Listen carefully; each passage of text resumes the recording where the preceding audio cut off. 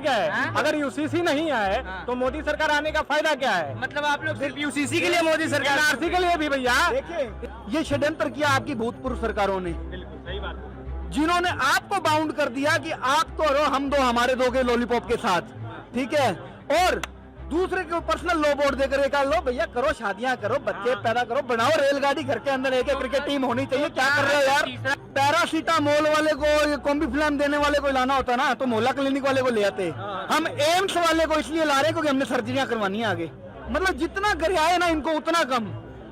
उस समय पर डिक्टेटरशिप नहीं थी, जिस समय पर पत्रकारों के हाथ से माइक छीन लिए गए, उस समय पर डिक्टेटरशिप नहीं थी, जिस समय पर वक्ताओं को जेल में डाल दिया गया, उस समय पर डिक्टेटरशिप नहीं थी, जिस समय पर लीडर्स को होम अरेस्ट कर दिया गया, उस समय पर डिक्टेटरशिप नहीं थी जब राजनाथ सिंह को आपने अंदर किया गया इमरजेंसी के दौरान और उनकी माताजी के निधन पर उनको उनके अंतिम संस्कार करने के लिए नहीं आने दिया। अब विपक्ष मजबूत होगा, लेकिन देश की राजनीति का भविष्य ये है कि कांग्रेस नहीं, अब कोई और क्षेत्रीय पार्टी आकर बढ़ करके, ठीक है, इस देश के विपक्ष का चेहरा बनेगी। लेकिन कांग्रेस की हालत ये हो गई है कि ये लुप्त होने की कगार पर है। करोड़ की संपत्ति तो कुत्ते के नाम पर है गुड़गांव के अंदर, कुत्ते के नाम पे प्रॉपर्टी है। तो सनसनीखेज खुलासा सुन रहा हूँ मैं, रॉबर्ट वाड्रा के डॉग पेट डॉग के नाम पर आप जाके फैक्ट चेक कीजिए, ठीक है। 200 CR की प्रॉपर्टी गुड़गांव के अंदर रजिस्टर्ड है।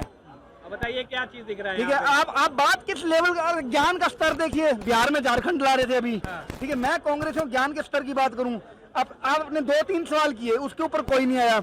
आप लेकर आए सवाल क्या कि जनसंख्या को लेकर के कि हिंदू जनसंख्या जो है वो 7 से 8% कम हुआ पिछले 65 सालों में, और जो माइनॉरिटी की जो जनसंख्या है वो बढ़ी है। उसके पीछे का आपने रीजन जानने की कोशिश की।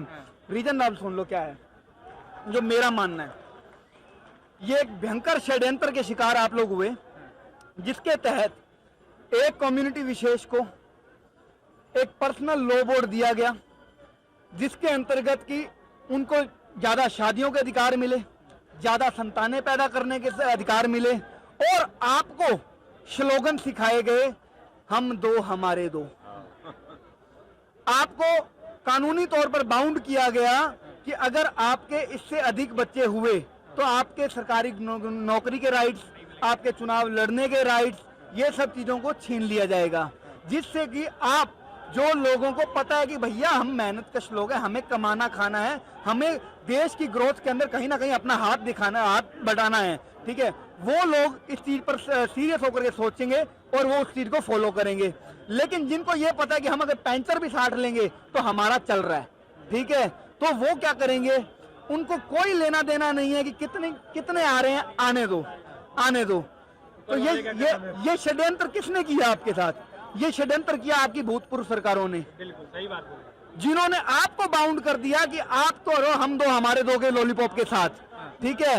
और दूसरे के पर्सनल लो बोर्ड देकर एक लो भैया, करो शादियां करो, बच्चे पैदा करो, बनाओ रेलगाड़ी, घर के अंदर एक एक क्रिकेट टीम होनी चाहिए। क्या कर रहे हो यार? तीसरा टर्म में मोदी जी आ जाते हैं तो यूसीसी एक बड़ा फैक्टर होगा, आना ही चाहिए।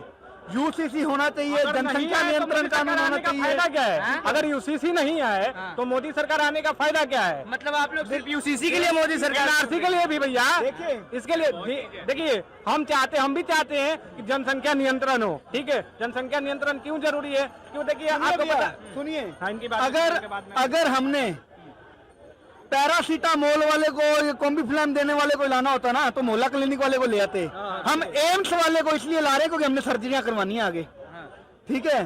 तो बड़ी सर्जरियों की देश को जरूरत है, तो जो एम्स वाला है ना उसको लाएंगे, नहीं तो मोहल्ला क्लिनिक वाले पैरासीटामोल दे देते हैं। आरोप तो लगाते हैं कि एम्स वाला सिर्फ पेपर पर ही है, धरातल पे एम्स कहाँ बना है। अच्छा, आरोप तो लगाते हैं।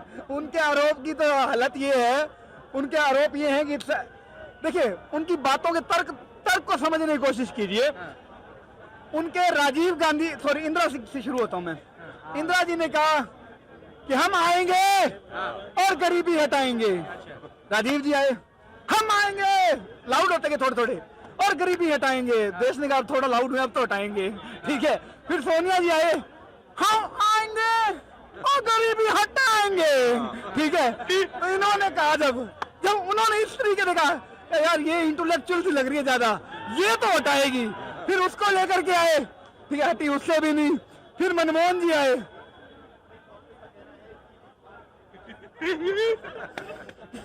बोले तो वैसे नहीं थे मौनी बाबा कुछ, ठीक है।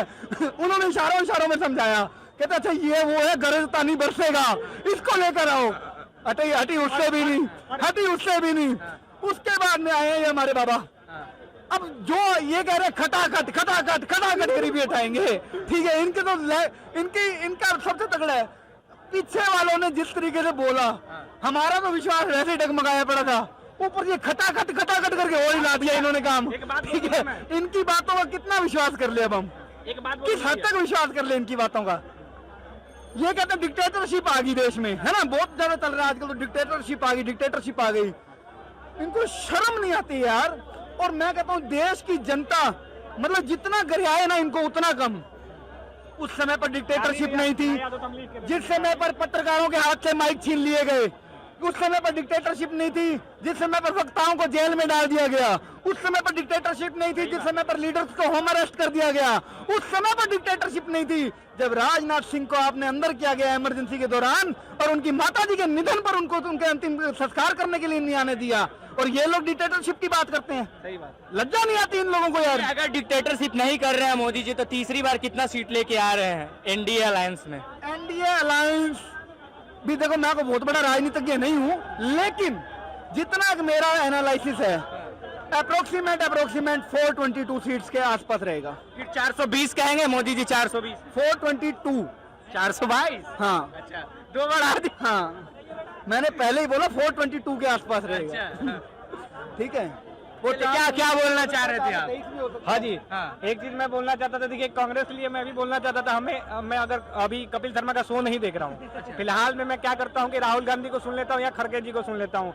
खड़गे जी कहते हैं कि जवाहरलाल नेहरू का एक नारा था कि गरीबी हटाओ, साथ साथ गरीबों को हटाओ, ठीक है, ये खड़गे जी बोलते हैं। फिर खड़गे जी बोलते हैं कि राहुल गांधी के टुकड़े हो गए राजीव गांधी की जगह पे।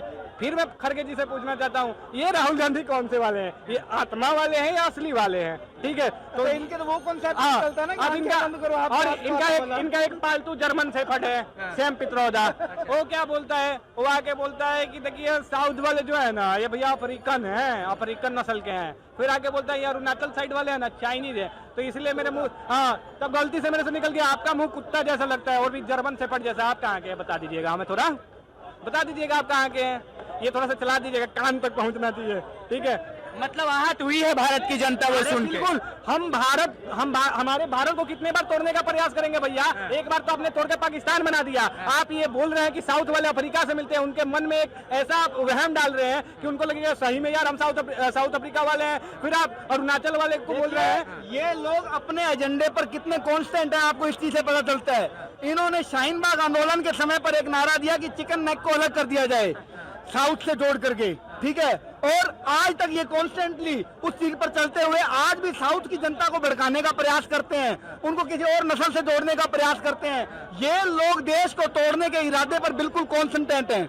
और अब हमें देखना है कि हमें हमारे लोगों को आपस में जोड़ करके कैसे रखना है। तो सैम पित्रोदा जैसे लोगों के लिए मैं एक ही बात कहूंगा, सर आपको एक अद्ध बुढ़ा 55 साल का नौजवान बेशक आपको सीरियस लेता होगा, आप सिर्फ उसी तक अपनी बात को रखिए तो ज्यादा उचित होगा। लेकिन इस देश की जनता ने अब आप लोगों को सीरियस लेना बंद कर दिया है, तो इसलिए अब आपका समय आ गया, बोरिया बिस्तर पैक कीजिए। और ये भी कह रहा हूं कि विपक्ष मजबूत होगा, आगे अब विपक्ष मजबूत होगा, लेकिन देश की राजनीति का भविष्य ये है कि कांग्रेस नहीं, अब कोई और क्षेत्रीय पार्टी आकर बढ़ करके, ठीक है, इस देश के विपक्ष का चेहरा बनेगी। लेकिन कांग्रेस की हालत ये हो गई है कि ये लुप्त होने की कगार पर है, आप जैसे लोगों की वजह से, सैम पित्रोदा जैसे लोगों की वजह से। का मतलब होता है ना कि जो चीज गलत हो रहा है उस पर आप सवाल उठाओ। ये भाई साहब ये सही चीजों पर भी सवाल उठा दे रहे हैं इनको। हाँ, अब देखिए, अब सर्जिकल स्ट्राइक होता है उसका सबूत मांग लेते हैं, एयर स्ट्राइक होता है उसका सबूत मांग लेते हैं, सैन्य के शौर्य पे सवाल उठाना स्टार्ट कर देते हैं। तो भैया ऐसे लोग कहाँ से आते हैं? क्या जरूरत है ऐसे कांग्रेस की जो हमारे सैन्य के शौर्य को, सेना के शौर्य को ये करे, ठेस पहुंचाए? ऐसे लोगों की आवश्यकता नहीं है। हमें आवश्यकता है ऐसे लोगों का जो सेना के मनोबल को बढ़ाए, और सेना के मनोबल को ऐसे बढ़ाए कि चाइना को भी हम पस्त कर दें। वैसा चाहिए नेता हमें, जैसे हमारे मोदी साहब है।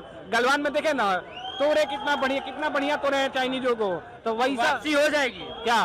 सरकार की मतलब बीजेपी सरकार की। बीजेपी सरकार आ रही है भैया, ये तो भर में नहीं है हमें कि नहीं आएगी। बीजेपी कितना सीट दे रहे हैं? बीजेपी सरकार 400 अगर नहीं भी आती है तो हम 370 हटाए बीजेपी ना, तो हम 370 पर भी खुश हैं, 370 दे रहे हैं। उस पर भी खुश हैं।